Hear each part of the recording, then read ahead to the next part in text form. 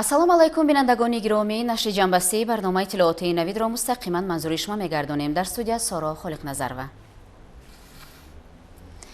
имрӯз дар қасри миллат асосгузори сулҳу ваҳдати миллӣ, пешвои миллат, президенти ҷумҳурии Тоҷикистон муҳтарам Эмомалӣ Раҳмон, роҳбарони ҳайатҳо, иштирокчиёни ҷаласаи шӯрои ассамблеяи парлумонии созмони аҳдномаи амнияти дастаҷамъиро ба ҳузур пазируфтанд. дар ҷараёни мулоқот масъалаҳои таъмини самаранокии ҳамкорӣ дар тамоми самтҳои мубрами фаъолияти ҳарби сиёсии созмон, аз ҷумла соҳаи мудофиа ва амният мавриди баррасӣ қарор дода шуд. президенти мамлакат муҳтарам Эмомалӣ Раҳмон таъкид доштанд, ки ба ҳайси раиси феълӣ мо ба татбиқи пайгиронаи нақшаи амалӣ тасдиқшуда самтҳои афзалиятноки ҳамкорӣ, инчунин ташаббусҳо ва пешниҳодҳои қаблии ҷаласаи шӯрои амнияти дастаҷамъии созмон диққати махсус медиҳем. зимни мулоқот ҷиҳати мубориза бар зидди фаъолияти харобиовари нерӯҳои террористӣ, оқибатҳои экстремизм, радикализм ва ҷинояткории муташаккилонаи фаромилӣ, аз ҷумла гардиши ғайриқонунии маводи мухаддир ва киберҷинояткорӣ, муттаҳид сохтани сайю кӯшиш ва ҳамоҳангсозии наздики амалҳои сохторҳои махсус гардонидашудаи давлатҳо барои муқовимати самарабахш ба ин хатару таҳдидҳо зарур шуморида шуд. дар вохӯрӣ ба масъалаи вазъи мураккаби сиёсӣ дар Афғонистон таваҷҷӯҳ зоҳир гардида, таъкид шуд, ки дар ин замина Тоҷикистон минбаъд низ кӯшишҳои мақомоти расмии ин кишвар, инчунин ҷомеаи ҷаҳонро оид ба оғози раванди сулҳ ва ба даст овардани ризояти миллӣ дар Афғонистон дастгирӣ хоҳад кард. дар фарҷоми мулоқот президенти мамлакат муҳтарам Эмомалӣ Раҳмон ба кори ҷаласаи шӯрои ассамблеяи парлумонии созмони аҳдномаи амнияти дастаҷамъӣ ҷиҳати расидан ба ҳадафҳои таъмини амният ва суботи кафолатнок дар минтақаи масъулияти созмон барору комёбӣ орзу карданд. зимни суханронии худ раиси ассамблеяи парлумонии созмони аҳдномаи амнияти дастаҷамъӣ, раиси думаи давлатии маҷлиси федералии Федератсияи Россия Вячеслав Володин ба президенти ҷумҳурии Тоҷикистон муҳтарам Эмомалӣ Раҳмон паёми дуруди президенти Федератсияи Россия Владимир Путинро бо орзуву таманниёти нек расонда, масъалаҳои шомили рӯзномаи ҷаласаи имрӯзаи ассамблеяи парлумониро шарҳ доданд.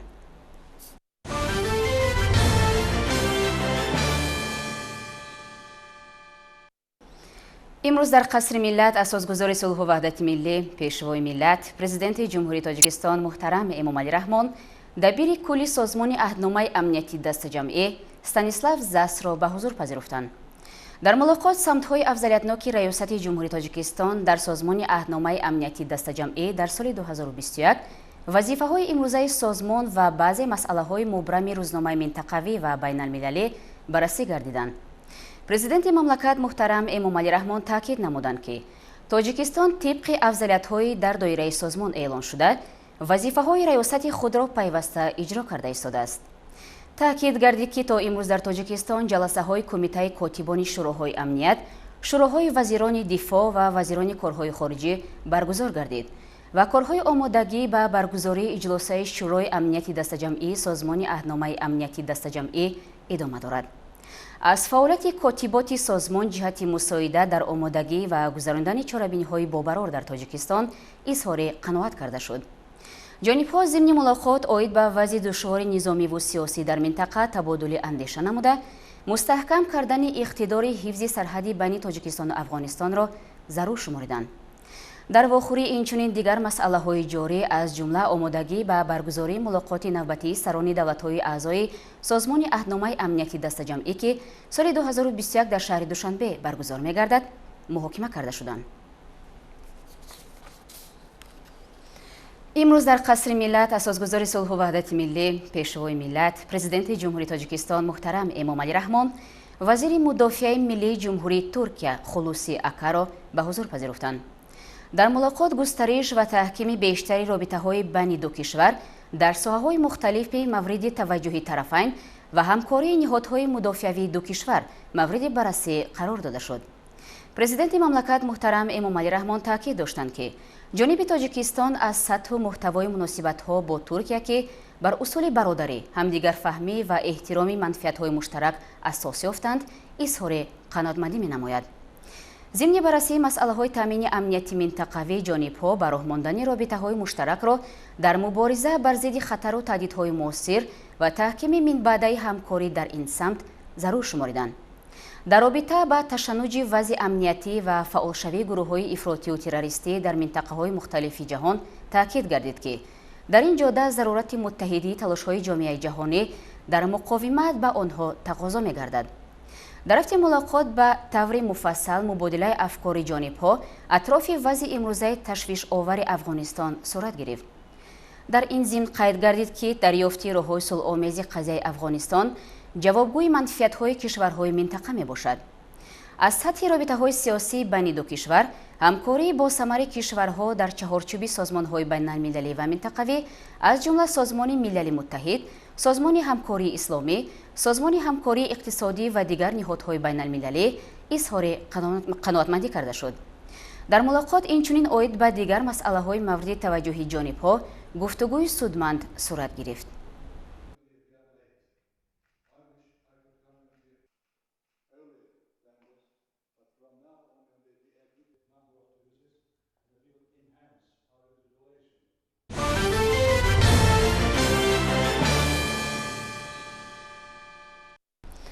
پس از انجام ملاقات با اساسگزار صلح و وحدت ملی، پیشوای ملت، پرزیدنت جمهوری تاجیکستان محترم امامعلی رحمان، وزیر مدافع ملی جمهوری ترکیه خلوصی اکر در نزد خبرنگاران اندیشه‌های خود را به طریق زیل شرح داد. ما با پرزیدنت محترم جناب امامعلی رحمان یک واخوری نهایت پرمحصول داشتیم. البته من جناب پرزیدنت را پیش از سفر به جمهوری تاجیکستان بسیار خوب میشناختم. امروزه ملاقات روبروی ما بسیار ثمره خوب داشت. من نهایت در حیرت هستم. من امکانات بزرگی داشتم عاید به فکر و عقیده شخصی جناب پرزیدنت درباره مسئله‌های منطقه خبردار شوم. در حقیقت شنیدن فکر و عقیده جناب عالی عاید به تجربه آن کس وابسته به مسئله‌های منطقوی برای من این امکانات خیلی بزرگی بود و آن کس با یک شکوه بلند به ما وقت خود را جدا نمودند و جناب پرزیدنت درباره مسئله‌های امروزه وجود داشته فکر و عقیده خود را پیشنهاد نمودند. پیشنهادهای خود را وابسته به آینده جمهوری تاجیکستان و منطقه آسیای مرکزی ارائه نمودند. جناب پرزیدنت اینچنین پرزیدنت جمهوری ترکیه محترم جناب رجب اردوغان را به جمهوری تاجیکستان بار دیگر رسما دعوت نمودند. اینچنین من به پرزیدنت جمهوری تاجیکستان محترم امامعلی رحمان درباره نیت پرزیدنت جمهوری ترکیه وابسته به در آینده نزدیک انجام دادن یک سفر کاری خبر دادم. باور بر آن دارم که سفر و ملاقات‌های دوجانبه راهبران سطح عالی کشورهای ما برای باز هم به سطح بلند برآوردن همکاری‌های بین وزارت‌های خاصه ما و خصوصا همکاری‌های ما با وزیر دفاع جمهوری تاجیکستان باز تکان تازه می‌بخشد. ملاقات ما امروز در سطح بلند پرمحصول گذشت و هم شخصا خودم و هیئت همراه من از این بسیار در سطح بلند بهره مند گشتیم. ما امروز با مسئله‌های معین همکاری مبادله افکار داشتیم. من گفته میتوانم که وابسته به مسئله‌های گوناگون بین‌المللی امروز کشورهای ما نظر یکسان دارند.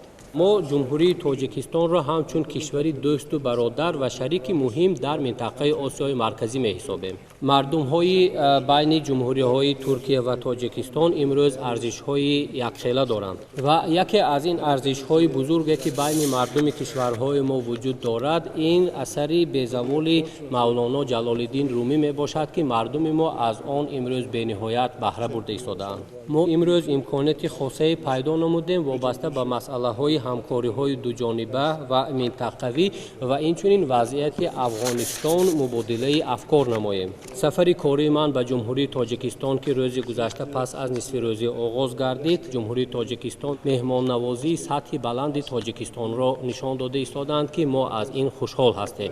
پس از ملاقات امروزه با پرزیدنت جمهوری تاجیکستان محترم امامعلی رحمان که جناب پرزیدنت به ما دستور و هدایت‌های خویش را پیشنهاد نمودند، اکنون وظیفه вазифаи мо аст ки байни вазоратҳои мудофиаи миллии ҷумҳурии Туркия ва вазорати мудофиаи ҷумҳурии Тоҷикистон ҳамкориро дар соҳаҳои гуногун аз ҷумла дар соҳаи мудофиа боз ҳам ба сатҳи баланд бардорем, сафарҳои дуҷонибаро дар оянда тақвият бахшем ки он барои беҳтар намудани ҳамкориҳои хосаи байни кишварҳо ва вазоратҳои мо боз такони тоза бахшад. Дар охир аз фурсат истифода бурда бори дигар таманниёти беҳтарини худамро шахсан ва инчунин мардуми Туркияро ба мардуми шарифи Тоҷикистон мехоҳам расонам.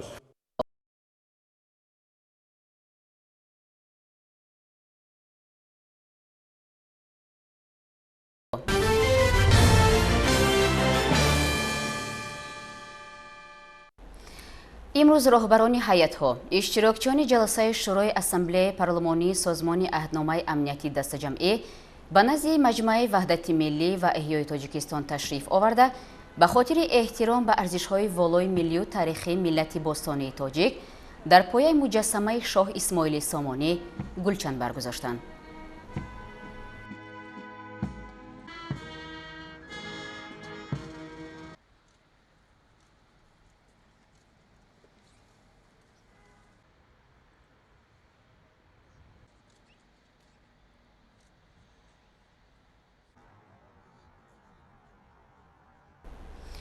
имрӯз дар шаҳри Душанбе дар ҳошияи ҷаласаи навбатии шӯрои ассамблеяи парлумонии созмони аҳдномаи амнияти дастаҷамъӣ раиси маҷлиси миллии маҷлиси олии ҷумҳурии Тоҷикистон муҳтарам Рустами Эмомалӣ ва раиси Думаи давлатии маҷлиси федералии Федератсияи Россия Вячеслав Володин бо ҳайатҳои хоса мулоқот анҷом доданд.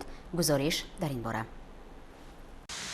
дар ҳошияи ҷаласаи навбатии шӯрои ассамблеяи парламентии созмони аҳдномаи амнияти дастаҷамъӣ раиси маҷлиси миллии маҷлиси олии ҷумҳурии Тоҷикистон муҳтарам Рустами Эмомалӣ ва раиси Думаи давлатии маҷлиси федералии Федератсияи Россия Вячеслав Володин атрофи вазъи ҳамкорӣ ва робитаҳои миёни ду кишвар мубодилаи афкор намуда бо қаноатмандӣ иброз карданд ки тавассути мулоқоту вохӯриҳо ва баррасии мунтазами масъалаҳои афзалиятнок кишварҳои мо ба сатҳи баланди ҳамкорӣ дар соҳаҳои мухталиф ноил гардиданд. Уважаемый Вячеслав Викторович, искренне приветствую вас на гостеприимной таджикской земле. Таджикско-российские отношения занимали и продолжают занимать особое место в приоритетах внешней политики нашего государства. Россия наш ключевой стратегический партнер, и все направления сотрудничества с ней важны для нас. Отрадно, что межпарламентские связи Таджикистана и России последовательно выходят на качественно новый уровень. Уверен, что ваш визит даст новый импульс развитию отношений наших стран. Уважаемый господин председатель, во-первых, хочу выразить слова благодарности за гостеприимство. Темы важные, они действительно крайне необходимы для того, чтобы мы их постарались имплементировать в наше законодательство национальное каждой страны и сделали все возможное для того, чтобы решения, принятые на уровне глав государств, были законодательно обеспечены. Это послужит не только хорошей основой для решения многих вопросов, но и сближению между нашими странами, нашими народами. дар марҳилаи имрӯза мавриди таваҷҷӯҳ қарор додани татбиқи саривақтӣ ва пурраи созишноমাҳои қаблӣ аҳамиятнок арзёбӣ гардид. Таъкид карда шуд ки робитаҳои байни парламентӣ яке аз шохаҳои муҳими маҷмӯи муносибатҳои Тоҷикистону Россияро ташкил медиҳад ва он дар сиғаҳои гуногун аз ҷумла ассамблеяи парламентии созмони аҳдномаи амнияти дастаҷамъӣ амалӣ мегарданд. раиси маҷлиси миллии маҷлиси олии ҷумҳурии Тоҷикистон муҳтарам Рустами Эмомалӣ таваҷҷӯҳи ҳамтои худро ба тавсеяи ҳамкории тиҷоративу иқтисодӣ, ҷалби сармояи россиягӣ ба иқтисоди Тоҷикистон, мавҷудияти захира ва иқтидори васеъ барои афзоиш додани ҳаҷми савдои мутақобила, сармоягузорӣ ва робитаҳои байниминтақавӣ, ҳамзамон фаъолгардонии кори мақомоти салоҳиятноки ҳарду ҷониб дар ин бахшҳо, аз ҷумла дар доираи комиссияи байниҳукуматӣ оид ба ҳамкории иқтисодӣ ҷалб намуданд. вобаста ба татбиқи ҳадафи чоруми миллии саноатикунонӣ бо суръати кишвар зарурат ва дурнамои афзалиятдори ҳамкорӣ дар самти роҳандозӣ намудани истеҳсолоти муштараки маҳсулоти саноатӣ бо истифода аз технологияҳои россиягӣ ва коркарди ашёи хоми маҳаллӣ, инчунин содироти минбаъдаи он ба бозорҳои Россия таъкид гардид. тақвияти минбаъдаи ҳамкорӣ дар соҳаҳои иҷтимоиву башардӯстона ва ҳалли масъалаҳое ки дар натиҷаи пандемияи коронавируси нав ба миён омада буданд чун яке аз мавзӯъҳои асосӣ мавриди баррасии ҷонибҳо қарор гирифт. раиси маҷлиси миллии маҷлиси олии ҷумҳурии тоҷикистон муҳтарам Рустами Эмомалӣ ба ҷониби Россия ҷиҳати расонидани кӯмакҳои башардӯстонаи тиббӣ аз ҷумла барои ташхиси бемории COVID-19 изҳори миннатдорӣ карда идомаи ҳамоҳангсозӣ ва татбиқи тадбирҳои муштаракро дар самти муқовимат ба ин беморӣ мувофиқи мақсад шумориданд. дар дораи мулоқоти дуҷониба ба баррасӣ ва муҳокимаи маҷмӯи масъалаву мушкилоти муҳоҷирати меҳнатӣ аҳамияти дахлдор дода шуд. ҷониби Тоҷикистон пешниҳод намуд ки дар ин самт тадбирҳои мақсаднок аз ҷумла барқарорсозии парвозҳои мунтазам ва рафтуомади бемонияи шаҳрвандон таҳия ва амалӣ гардиданд. ҷонибҳо таҳкими ҳамкориҳоро дар соҳаҳои башардӯстона ва маориф, ҷараёни таҳсили теъдоди зиёди шаҳрвандони Тоҷикистон дар муассисаҳои таҳсилоти олии Россия, фаъолияти бо муваффақонаи филиали як қатор донишгоҳ ва донишкадаҳои россиягӣ дар Тоҷикистон, омӯзиш ва тарғиби забону фарҳанги русӣ дар ҷумҳурии Тоҷикистон,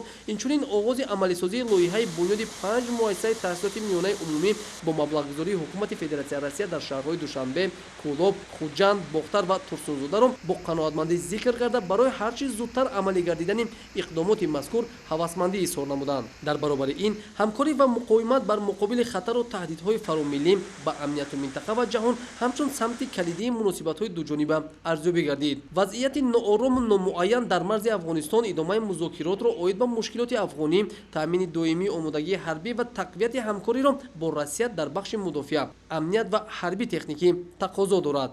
дар мулоқот инчунин дигар масъалаҳои дуҷониба мавриди баррасии мушаххаси ҷонибҳо қарор гирифтанд.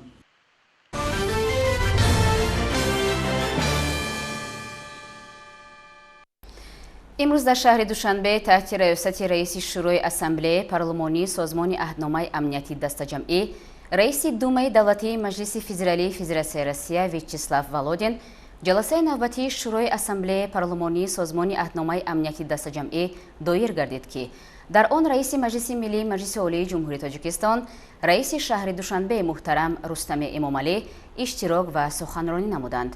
ҳамкорони мо дар ҳамин бора иттилои бештар доранд. имрӯз дар шаҳри Душанбе таҳти раёсати раиси шӯрои ассамблеяи парламентии созмони аҳдномаи амнияти дастаҷамъӣ, раиси Думаи давлатии Маҷлиси федералии Федератсияи Россия Вячеслав Викторович Володин ҷаласаи навбатии шӯрои ассамблеяи парламентии созмони аҳдномаи амнияти дастаҷамъӣ доир гардид ки дар он раиси Маҷлиси миллии Маҷлиси олии ҷумҳурии Тоҷикистон, раиси шаҳри Душанбе муҳтарам Рустами Эмомалӣ иштирок ва суханронӣ намуданд. зимни суханронии худ раиси Маҷлиси миллии Маҷлиси олии ҷумҳурии Тоҷикистон, раиси шаҳри Душанбе муҳтарам Рустами Эмомалӣ иштирокдорон ва меҳмонони ҷаласаро ба пойтахти кишварамон хайрамақдам гуфта дар хусуси афзалиятҳои раёсати ҷумҳурии Тоҷикистон дар созмони аҳдномаи амнияти дастаҷамъӣ ки дар соли 2021 идома дорад ибрози назар карданд. Деятельность ОДКБ является фактором сохранения мира и стабильности в регионе ее ответственности. Республика Таджикистан придает приоритетное значение взаимодействию между нашими странами в рамках организации и выступает за постоянные совместные усилия во имя достижения целей, заложенных в ее договоре и уставе. В этом контексте, как важное звено наших общих усилий, мы рассматриваем конструктивное сотрудничество наших стран в рамках парламентской ассамблеи ОДКБ. Как известно, Таджикистан в этом году выполняет функцию председателя в ОДКБ. Придерживаясь принципа преемственности и руководствуясь уставными документами нашей организации, мы определили приоритеты процесса председательства Таджикистана. Они охватывают практически все сегменты политического взаимодействия и сотрудничества наших стран в сферах обороны и безопасности. аз ҷумла қайд гардид ки фаъолияти созмони аҳдномаи амнияти дастаҷамъӣ омили нигоҳдории сулҳу пойдорӣ дар минтақаи таҳти масъулияти он маҳсуб ёфта ҷумҳурии Тоҷикистон ба ҳамкории мутақобилаи кишварҳои аъзо дар доираи созмон аҳамияти афзалиятнок медиҳад ва ҷонибдори кӯшишҳои муштарак ҷиҳати ба даст овардани ҳадафҳои оинномавии он мебошад. аз ин ро афзалиятҳои раванди раёсати Тоҷикистон тамоми ҷанбаҳои амалу ҳамкориҳои мутақобила дар бахши мудофиа ва амниятро ки дар нақшаи чорабиниҳои аз ҷониби президенти ҷумҳурии Тоҷикистон тасдиқ гардида ва консепсияи раёсати Тоҷикистон дар созмони аҳдномаи амнияти дастаҷамъии инъикос ёфтааст фаро мегирад. Дар ин робита тавсеяи амалҳои якҷоя дар масири ассамблеяи парламентии созмони аҳдномаи амнияти дастаҷамъӣ ҳамчун яке аз самтҳои асосии раёсати мо ба ҳисоб меравад. раиси маҷлиси миллии маҷлиси олии ҷумҳурии Тоҷикистон раиси шаҳри Душанбе муҳтарам Рустами Эмомалӣ земри суханонии худ диққати иштирокдорони ҷаласаро ҳамчунин ба масъалаҳои дигари ҳамкорӣ аз ҷумла дар бахши сиёсӣ, баландбардоштани самаранокии муборизаи муштарак бар муқобили таҳдиду хатарҳои анъанавию муосир ба амният аз ҷумла терроризм, экстремизм, шаклҳои гуногуни радикализм, ҷинояткории муташаккили фаромиллӣ ва киберҷинояткорӣ ҷалб карданд. таъкид гардид ки бо таваҷҷӯҳ ба тезутун гардидани вазъият дар арсаи байналмилалӣ бахусус вазъи ҳарбиву сиёсӣ дар минтақаи амнияти дастаҷамъӣ аз ҷумла дар Афғонистон, ҷалби фаъолонаи воситаҳои сиёсиву дипломатӣ барои ҳалли қазияи афғонӣ, инчунин андешидани тадбирҳои саривақтӣ ҷиҳати мустаҳкам кардани иқтидори ҳифзи сарҳади байни Тоҷикистону Афғонистон тақозо мегардад. бо назардошти бемории сирояти COVID-19 муҳимияти муттаҳид сохтани талошҳо баҳри татбиқи тадбирҳо оид ба таъмини бехатарӣ аз хавфи бемории сироятӣ ва идомаи корҳо ҷиҳати таъмини амнияти тиббию биологӣ қайд гардид. маврид ба зикр аст ки дар кори ҷаласаи мазкур роҳбарон ва ҳайатҳои парламентии давлатҳои аъзои созмони аҳдномаи амнияти дастаҷамъӣ, Федератсияи Россия, ҷумҳуриҳои Тоҷикистону Беларус, Қирғизистон, давлатҳои мушоҳиди ин созмон, ҷумҳурии исломии Афғонистон ва ҷумҳурии Сербия, инчунин роҳбарияти котиботи созмони аҳдномаи амнияти дастаҷамъӣ ширкат доштанд. ҳайати парламентии ҷумҳуриҳои Арманистон ва Қазоқистон дар ҷаласаи шӯрои ассамблеяи парламентии созмони аҳдномаи амнияти дастаҷамъӣ ба таври маҷозӣ ширкат намуданд. тибқи рӯзнома ҷаласаи шӯрои ассамблеяи парламентии созмони аҳдномаи амнияти дастаҷамъӣ маҷмӯи масъалаҳои марбут ба фаъолияти созмонро мавриди баррасии ҳамаҷониба қарор дода аз рӯи онҳо қарорҳои дахлдор қабул намуданд. бо ҳамин кори ҷаласаи навбатии шӯрои ассамблеяи парламентии созмони аҳдномаи амнияти дастаҷамъӣ дар шаҳри Душанбе ба фарҷом расид.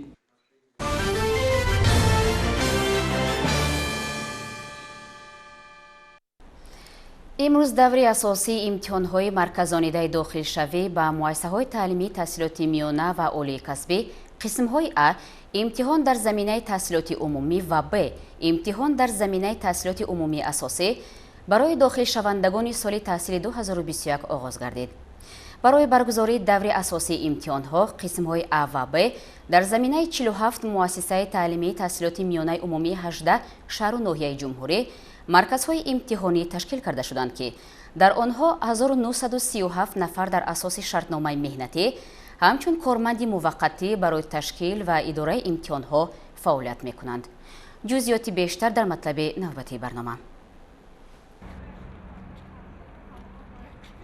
шурӯъ аз 1 июли соли равон дар 47 муассисаи таълимии таҳсилоти миёнаи умумии 18 шаҳру ноҳияҳои ҷумҳурӣ воқеъ буда барои довталабони гурӯҳҳои ихтисосҳои якум ҷиҳати супоридани имтиҳонҳои марказонидашудаи дохилшавии 2021 ва шомил шудан ба донишгоҳҳои олии кишвар имтиҳонҳои қисми А оғоз гардид. дар маркази имтиҳонсупорӣ рақами 0102 воқеъ дар муассисаи таҳсилоти миёнаи умумии рақами 11 пойтахт барои супоридани имтиҳонҳои дохилшавӣ шароити мусоид фароҳам оварда шудааст. пеш аз даромадан ба симхонаҳои имтиҳонсупорӣ аз ҷониби кормандони тиб ҳарорати бадани ҳар як довталаб санҷида шуд. ҳамчунин қабл аз оғози имтиҳонҳо шиносномаҳои довталабона аз ҷониби кормандони маркази миллии тестии назди президенти ҷумҳурии Тоҷикистон тафтиш гардида шахсияти онҳо муайян карда шуданд. мувофиқи тартиботи муқаррар шуда шумораи довталабон дар як симхона имтиҳонӣ 15 нафарро ташкил дод. бино ба иттилои масъулин имрӯз 14261 довталаби дорои таҳсилоти миёнаи умумии ибтидоӣ ва миёнаи касбӣ гурӯҳи ихтисосҳои якуми табиӣ ва техникиро интихоб карда имтиҳонҳои қисми А-ро месупоранд. имтиҳонҳои қисми аз 4 субтести иборат аст ки барои гурӯҳҳои ихтисосҳои зикршуда фанҳои забони тоҷикӣ, математика, химия ва физикаро дар бар мегирад. барои супоридани ин имтиҳонҳо 220 дақиқа вақт муқаррар шудааст. дар маркази мазкур 26 симхонаи имтиҳонӣ буда ки айни замон аз рӯи рӯйхати дар даст доштаамон 200 шумораи довталабоне ки ба ин марказ ҳузурашон номнавис шуда, ҳузурашон пешбинӣ шудааст, 299 нафарро ташкил медиҳанд. айни ҳол бошад аз шумораи 299 нафар 252 нафари довталабон ҳозир шуданд. мавриди зикр аст ки барои шаффоф сурат гирифтани рафти имтиҳонсупорӣ дар ҳамаи симхонаҳо камераҳои назоратӣ насб карда шудааст. ҳамчунин волидайн имконият доранд дар тололи махсус ба воситаи монитор аз рафти имтиҳонсупории фарзандонашон огаҳӣ пайдо намоянд. тибқи иттилои масъулини маркази миллии тестии назди президенти ҷумҳурии Тоҷикистон имсол дар марҳилаи асосӣ ба қайдгирӣ шумораи номнависшудагон 103427 нафарро ташкил медиҳад. аз шумораи зикр гардида 91504 нафарашон давталабони дорои таҳсилоти миёнаи умумии ибтидоӣ ва миёнаи касбӣ ва 11925 нафари дигарашонро давталабони дорои таҳсилоти умумии асосӣ мебошанд ки барои онҳо дар 18 шаҳру ноҳияҳои кишвар 47 маркази имтиҳонсупорӣ таъсис дода шудааст. имтиҳонҳои асосии дохилшавӣ то санаи 7 июли соли равон идома меёбад. эълони натиҷаи имтиҳонҳо санаи 20 июли соли равон муайян карда мешавад.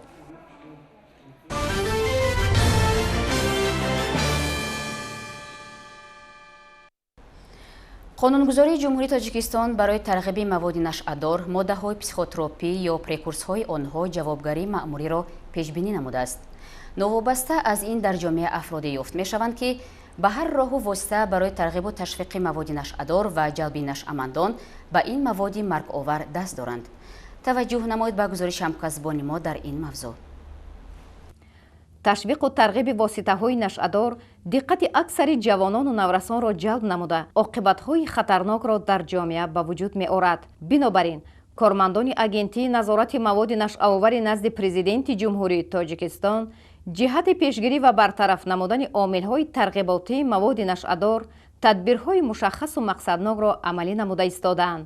чунончи ҳафтаи сипаришуда дар бозорҳои шаҳру ноҳияҳои кишвар як қатор санҷишҳои муштаракро баргузор намуда тарғиб ва рекламаи ғайриқонунии маводи нашъадорро дар либосҳои мардона ошкор намуданд. натиҷаи санҷишҳои гузаронида дар бозорҳои Корвон ва Ганҷинаи шаҳри Душанбе 17 ҳолати фурӯши либосҳои дорои аксҳои барги ниҳоли бангдонаро ошкор намуд. дар натиҷа аз 17 нафар соҳибкорони инфиродие ки ба фурӯши чунин либосҳо машғул буданд 239 адад либоси сабуки варзишӣ ва 530 адад кӯлоҳи варзишӣ бо тартиб додани ҳуҷҷатҳои дахлдор мусодира карда шуд. бояд зикр намуд ки чунин як санҷиш дар бозори ноҳияи Ёвон низ гузаронида шуда аз 4 нафар соҳибкорони инфиродӣ 21 адад либосҳои варзишӣ бо акси ниҳоли бангдона ки воситаҳои тарғиботию ташвиқотиро ташкил медод ошкор ва мусодира карда шуд. ба ҳамин монанд шаҳрвандон Ризоев Зафар Маҳмадрӯзиевич ва Шарифзода Муҳаммадҷон Алихон то ин ҷониб ба хондани суруд дар жанри реп машғул буда дар шабакаҳои иҷтимоӣ аз ҷумла YouTube, Facebook, Раудер официал ва TikTok саҳифаи алоҳида кушода дар он ҷо сурудҳои тарғиботӣ дорои характери ҷалбнамоӣ ба нашъамандию нашъаҷалобиро ҷой карда бо паҳн намудани ин сурудҳо диққати ҷавононро ба худ ҷалб намуданд. номбурдагон аз ҳисоби ашъори тарғиботии нашъамандӣ чунончи клип бо сурудҳои каннабис ва марихуана ки муаллифи ин сурудҳо худашон мебошанд маблағи муайян ба даст оварда ба ин восита ба мафкураю андешаи шунаванда ва бинанда таъсири манфӣ мерасониданд. ҳамин тариқ нисбати соҳибкорони инфиродӣ ки ба фурӯши либосҳои дорои аксҳои тарғиботии маводи нашъадор машғул буданд ва сарояндагони репсаро аз тарафи агентии назорати маводи нашъавори назди президенти ҷумҳурии Тоҷикистон парвандаи маъмурӣ бо моддаи 131 кодекси ҳуқуқвайронкунии маъмурии ҷумҳурии Тоҷикистон ки тарғиби маводи нашъадор, моддаҳои психотропӣ ё прекурсорҳои онҳоро пешбинӣ намудааст оғоз гардида нисбати онҳо аз тарафи мақомоти судии шаҳру ноҳияҳои дахлдор ба андозаи аз 10 то 20 нишондиҳанда барои ҳисобҳо ҷарима татбиқ карда шуд. бинобар ин аз ҳамаи соҳибкорон ва ҳунармандон инчунин ҷомеаи шаҳрвандӣ даъват ба амал меорем ки барои ба даст овардани фоидаи муфт ба тарғиби маводи нашъадор, моддаҳои психотропӣ ва прекурсорҳои онҳо инчунин дигар маводи ғайриқонунӣ машғул нашаванд. дар тарбияи насли ояндасози ҷомеа, пешгирӣ аз ҷинояткорӣ ва одатҳои номатлуб, ба роҳ мондани низоми корҳои тарбиявӣ бо аҳли ҷомеа ва таъмини тарзи ҳаёти солим дар байни ҷавонону наврасон саҳми арзандаи худро гузоранд.